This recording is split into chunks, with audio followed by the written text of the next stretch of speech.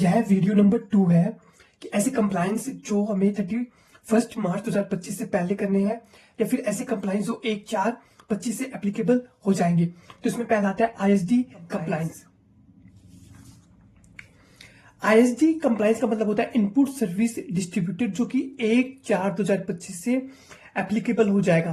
पहले समझते हैं आईएसडी का मतलब क्या होता है। मान लीजिए मेरे कोई कॉमन इनपुट है, जैसे कि आरएनडी का इनवॉइस या कोई ऑडिट फीस इनवॉइस है या फिर मार्केटिंग इनवॉइस है।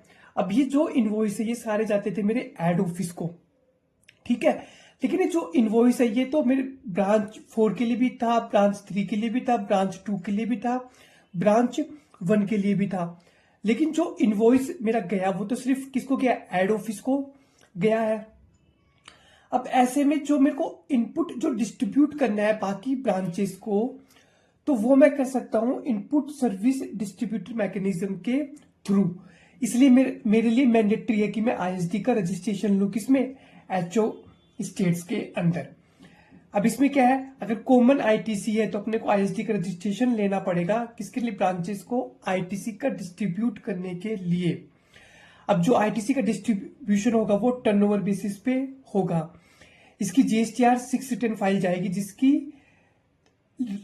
जिसकी डेट है 13 तारीख।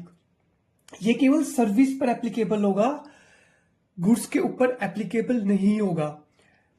साथ ही हमें जो अपने भी सर्विस प्रोवाइडर है उनको कम्युनिकेट करना पड़ेगा कि जो भी वो इनवॉइस रेज करे कॉमन सर्विस के, वो आईएसडी जीएसटीआईएन पे करे, क्योंकि तभी आप अपना जो इनपुट है वो डिस्ट्रीब्यूट कर सकते हो बाकी ब्रांचेस को।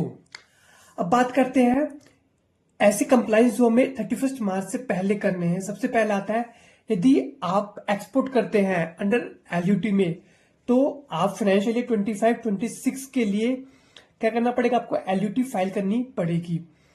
इसके बाद आता है कि आपको फाइनेंशियल ईयर 25-26 के लिए न्यू 16 डिजिट जो इनवॉइस सीरीज होती है वो अपनी बनानी पड़ेगी।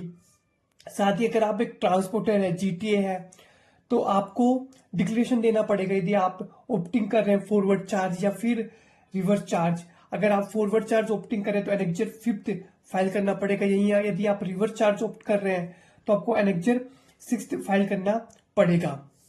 इसी तरह जो इंपोर्ट एक्सपोर्ट कोड होता है उसको अपडेशन कर सकते हैं डीजीएफटी पोर्टल पर। और एक जो एनुअल रेमिशन ड्यूटीज टैक्स एक्सपोर्ट जो रिटर्न होती है उसकी जो फाइलिंग की जो डेट है वो भी 31 मार्च 2025 है।